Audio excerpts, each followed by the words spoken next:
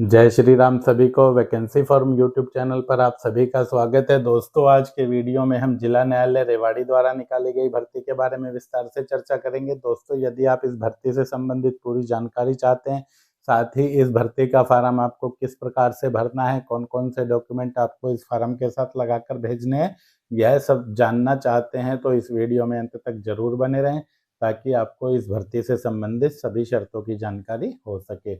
दोस्तों, यदि आप चैनल पर नए हैं या अभी तक आपने इस चैनल को सब्सक्राइब नहीं किया है तो चैनल को सब्सक्राइब कर लें और बेल आइकन को ऑल पर सेट कर दें, ताकि जब भी चैनल पर कोई भी भर्ती से संबंधित नया वीडियो आए तो उसका नोटिफिकेशन आप तक पहुंच जाए। जैसा कि आप स्क्रीन पर देख रहे हैं, डिस्ट्रिक्ट एंड सेशन जज रेवाड़ी के द्वारा सभी जातियों के लिए क्लर्कों के पदों पर भर्ती का विज्ञापन जारी किया गया है, जिसकी अंतिम तिथि 5 मार्च 2025 रहने वाली है।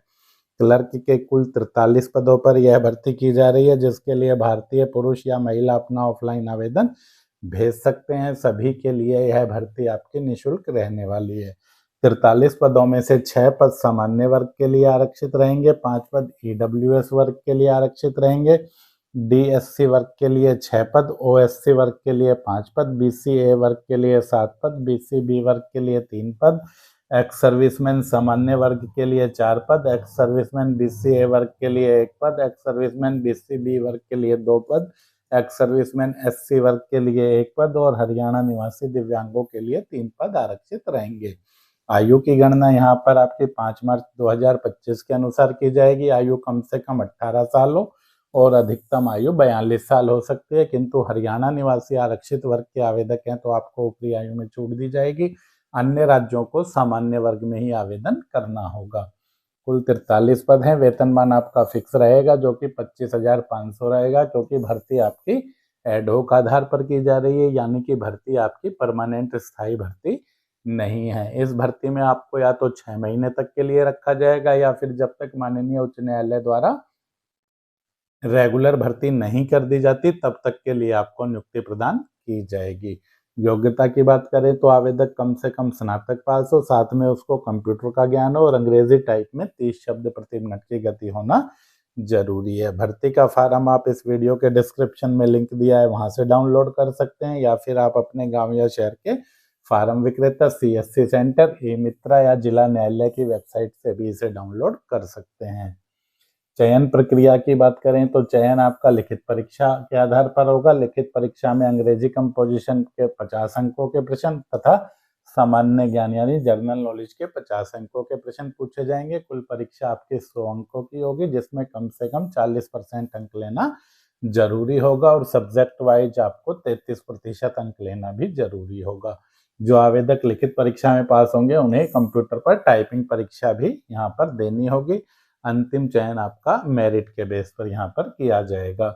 आवेदन भेजने के पते की बात करें तो आप अपना आवेदन व्यक्तिगत रूप से जिला न्यायालय के पते पर जाकर जमा कर सकते हैं या फिर डाक के माध्यम से भी इसे भेज सकते हैं। पता आपका रहेगा द डिस्ट्रिक्ट एंड सेशन जज judicial court complex, Bawal road, Rewari, pin code 123401 Haryana. इस पते पर आप चाहें तो स्वयं जाकर फार्म जमा कर दें या फिर डाकघर में जाकर रजिस्ट्री, स्पीड पोस्ट या साधारण डाक से भी फार्म भेज सकते हैं। इस फार्म के साथ आपको जो भी डॉक्यूमेंट लगाने हैं वह सभी आपको सेल्फ अटेस्टेड होने चाहिए, जिनमें आपको 10वीं से लेकर अपनी ग्रेजुएशन या अन्य उच्च योग्यता कोई आप रखते हैं तो वहां तक के सर्टिफिकेट आपको भेजने हैं। 10वीं का प्रमाण पत्र जन्म तिथि के लिए सभी को लगाना अनिवार्य रहेगा। यहाँ पर आरक्षित वर्ग में आवेदन कर रहे हैं तो आपको जाति प्रमाण पत्र की प्रति भेजनी है। कंप्यूटर से संबंधित कोई डिप्लोमा या प्रमाण पत्र आपके पास है तो उसकी प्रतिलिपि आपको भेजनी है।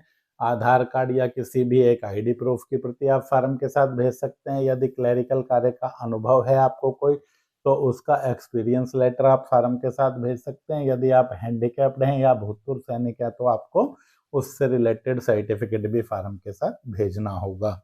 जिस लिफाफे में आप अपना भरा हुआ फार्म और डॉक्यूमेंट डालकर भेज रहे हैं उस लिफाफे के ऊपर आपको application for the post of clerk on ad hoc basis और अपनी कैटेगरी जिसमें भी आप आवेदन कर रहे हैं वह लिखनी है। फार्म के सभी कॉलम आपको अंग्रेजी के कैपिटल लेटर में बिना किसी प्रकार की कटिंग या ओवरराइटिंग के भरने हैं। लिखित परीक्षा के लिए यहाँ पर आपको अलग से कोई भी कॉल लेटर या सूचना नहीं दी जाएगी। अंतिम तिथि के बाद आप रेगुलर रूप से जिला न्यायालय रेवाड़ी की वेबसाइट, जो कि आपकी rewadi.dcoit.gov.in है। इसको चेक करते रहें, जब भी परीक्षा होगी इसकी सूचना इसी वेबसाइट पर अपलोड की जाएगी। साथ ही यह सूचना हमारे टेलीग्राम चैनल पर भी अपलोड की जाएगी। टेलीग्राम चैनल से जुड़ने का लिंक वीडियो के डिस्क्रिप्शन में है। यदि आप रोजाना निकलने वाली नई नई भर्तियों की जानकारी चाहते हैं तो आप हमारा टेलीग्राम चैनल ज्वाइन कर सकते हैं। दोस्तों ध्यान रहे, यह भर्ती आपकी एडहॉक आधार पर है, जो आपकी 6 महीने तक रहेगी या फिर आपकी जब तक माननीय उच्च न्यायालय द्वारा रेगुलर भर्ती नहीं की जाती तब तक के लिए रहेगी। भर्ती का ऑफिशियल नोटिफिकेशन देखना चाहें तो आप जिला न्यायालय की वेबसाइट पर देख सकते हैं। दोस्तों यदि आपको ऑफलाइन फार्म नहीं मिलते हैं तो आप किसी भी भर्ती का ऑफलाइन आवेदन है वह vacancyforum.com से डाउनलोड कर सकते हैं। इस भर्ती के फार्म को डाउनलोड करने का लिंक इस वीडियो के डिस्क्रिप्शन में है, वहां से आप डाउनलोड कर सकते हैं। vacancyforum.com से डाउनलोड कर सकते हैं, जिला न्यायालय की वेबसाइट से डाउनलोड कर सकते हैं, या आसपास के किसी भी फार्म विक्रेता से भी आप इस फार्म को ले सकते हैं। फार्म आपको किस प्रकार से भरना है, देखिए सबसे पहले फार्म की बात करें तो यहाँ पर आपको अपना एक पासपोर्ट आकार का फोटो चिपकाना है। फोटो आपका रंगीन होना चाहिए। साथ ही फोटो चिपकाने के बाद उस पर आपको अपना हस्ताक्षर भी करना है। सबसे पहले कॉलम में नेम ऑफ कैंडिडेट में आपको अपना नाम लिखना है। जो भी आपका नाम 10वीं के प्रमाण पत्र में है वह आपको अंग्रेजी के कैपिटल लेटर में लिख देना है। फादर्स हस्बैंड नेम में आपको अपने पिता का नाम लिखना है। सभी कॉलम आप अंग्रेजी के कैपिटल लेटर में ही भरें। डेट ऑफ बर्थ में आपको अपनी जन्म तिथि लिखनी है। 1 फरवरी 2025 को आपकी आयु कितने साल, कितने महीने और कितने दिन हो गई है वह गणना करके आपको यहाँ पर लिख देनी है।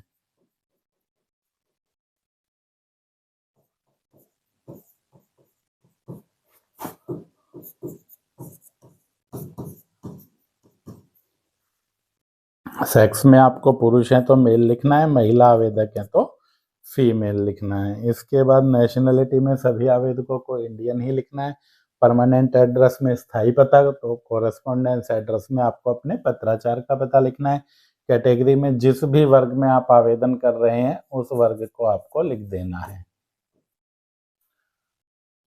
आरक्षित वर्ग में आवेदन कर रहे हैं तो कैटेगरी सर्टिफिकेट की आपको फोटोकॉपी यहाँ पर लगा देनी है। मैट्रिक की योग्यता आपको लिखनी है। एकेडमिक क्वालिफिकेशन में जो भी आपकी हाईएस्ट योग्यता है वह आप दर्शा दें। पोस्ट ग्रेजुएट हैं तो पोस्ट ग्रेजुएट लिखें। सबसे पहले मैट्रिक आपने किस बोर्ड से की है,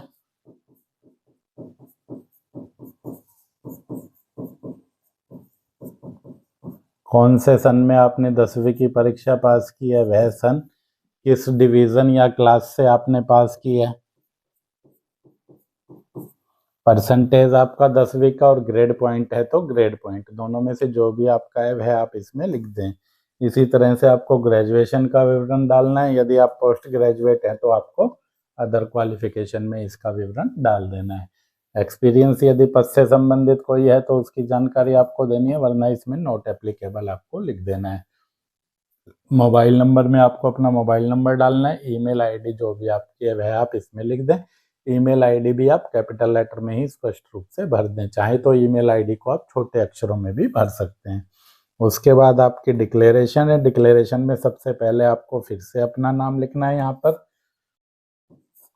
उसके बाद यहाँ पर आपको अपने पिता का नाम लिखना है। डेट में जिस तिथि को आप फार्म भर रहे हैं वह तिथि लिखनी है। प्लेस में आपको अपने गांव या शहर का नाम लिखना है। सिग्नेचर ऑफ कैंडिडेट के ऊपर आपको अपना हस्ताक्षर कर देना है। दोस्तों वीडियो में बस इतना ही। वीडियो में अंत तक बने रहने के लिए धन्यवाद। आशा है कि वीडियो पूरा देखने के बाद आपको सभी चीज़ें सही से समझ में आ गई होगी। मिलते हैं जल्दी अगली वीडियो में। जय हिंद, जय भारत।